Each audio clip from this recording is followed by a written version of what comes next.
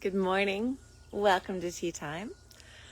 I am still in Canberra, Australia, and I leave today to head towards Tasmania, and I will be all organized there for my next clinic soon. It's amazing how fast this time flies. I absolutely adore this time that I get with my students and with new horses. And often I get to see horses that I have seen in years past. So I get to see their evolution over time. I often talk about how freedom-based training is the slowest training method in the world. And that is something that I value. I don't see that as a detriment or a bad thing. I see that as a beautiful thing because it allows the horses time to really get comfortable with who they are or what their responses to the world are before we try and change them. Now, obviously, if there's a safety issue, we're always going to change them faster. We're going to use more pressure. We're going to use more contrast. We're going to use our tools to help make sure a horse stays safe. If they're safe enough, we have time. We have time to let them be who they are. And then gently, over time, they become better versions of themselves. So I thought I would invite you guys in here for tea time. It's not on Tuesday this week because traveling gets a little bit crazy sometimes. But this is my classroom here in Canberra. For any of you guys who might think you want to host a clinic for anybody, I highly recommend the covered outside deck. This has been just the most fabulous place to teach. You can see the paddock is out there beyond us. And it's just a really lovely place where everyone's very comfortable.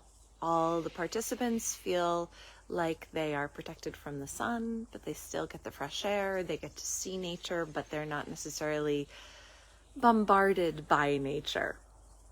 So I thought I would bring you guys into my outdoor classroom here in Canberra that I get to teach in every year. And yes, I will be back next year. Same weekend, same place, 2025, if you guys want to join. I thought today that I would talk about something that came up during the clinic this week that was really fun to talk about and watch within the herds. So sometimes I teach clinics where we really focus one-on-one, one horse at a time. And sometimes I teach workshops where we really focus on the herd dynamics as a whole and how we integrate into those herd dynamics. Both ways of working have validity, and I really love both forms, so I'm glad I don't have to choose between them.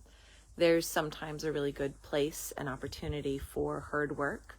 Thank you, Helen. Thank you, Amity. Thank you, Leanne, for bringing your herds for us to play with this week.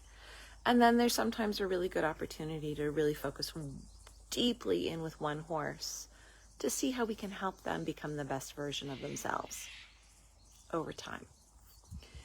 So one of the concepts that is really, really interesting and important to me is what I call ripples of response. And you're going to see these ripples of response in a herd, or you're going to see the lack of them and the disharmony that occurs when there's a lack of response. So I really think that herd animals, and horses are herd animals and humans are herd animals. We are herd animals.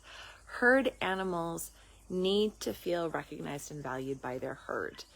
That is what keeps the stress functional. The lower the stress levels, the better the relationships are. And that's sort of a general rule until the stress gets too low. And when the stress gets too low, what you have is a lack of responses, and the lack of responses will drive the stress up again. So in my way of looking at herd animals, horses and humans, stress is always going up or coming down. It is never stagnant. It is always cycling in a rising or lowering fashion. So when stress goes up in a really functional way, it causes a use of the senses, the seeing, the hearing, the smelling, the feeling, the tasting, the understanding of the information gathered through the five senses. That's what I call curiosity on a basic level. So when stress goes up, it causes curiosity, and this is really good. But then when it goes up too high, it causes concern. And I am pretty specific. I don't really call something concern until the horse is acting on it. This is sort of a liberty I can take because I work with horses in freedom. If your horse is tied to you with a halter, or there's some negative consequences for fight and flight, you might have to have a broader view of what concern is. But when the horse is free to move their feet, we're going to look at concern as just when they pull away or they push into us. They pull away from their friends or they push into their friends. This very physical demonstration of concern means that we're not trying to guess if the horse is concerned. It's pretty obvious. As the stress goes too high, they're going to show concern. When it cycles back down, it's either going to cycle into curiosity, where you see the use of their senses in harmony with others, or it's going to cycle all the way down into a state of rest or freeze. And we have lots of discussions about that because that's very interesting. So rest and freeze is very, very vital and important, but it's also that state where the horses start ignoring each other. And when they start ignoring each other, you're going to get spikes of stress. So ripples of response is one of those things that I see as a management tool within a herd for stress spikes. I'll give you a practical example. Let's say your horses are all there. One sees a kangaroo bouncing by, and it looks up to see the kangaroo.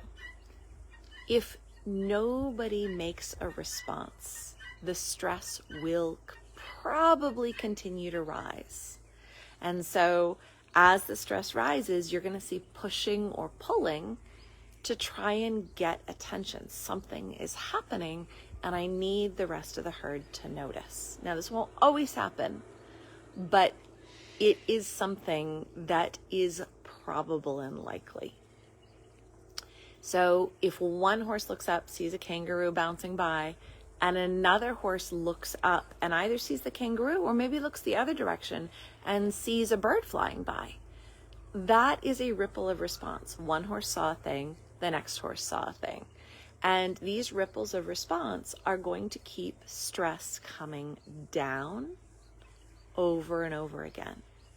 So this is a lot of what I teach in my work, is how can I give horses these ripples of response?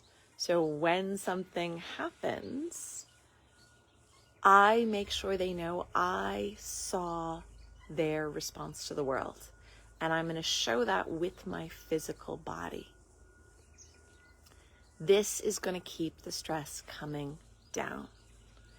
Now, it's not always going to work, but ripples of response is one of our biggest factors for how we help the horse know they're not alone, and their stress can come down, and they can be cooperative. The lower the stress, the better the relationships, until the stress gets too low, and then you start getting ignoring behaviors where there's no ripples of response anymore, and that's going to spike the stress back up.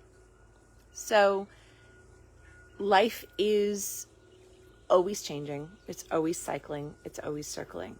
I would encourage you guys, go out and watch your herds. Watch when one horse notices something. Is there a response anywhere in the herd from anybody? Or does the horse that made a focus change, was interested, do they just give up? It's okay, I didn't get a response. I just did it by myself, and now I'll go back to eating grass or hay.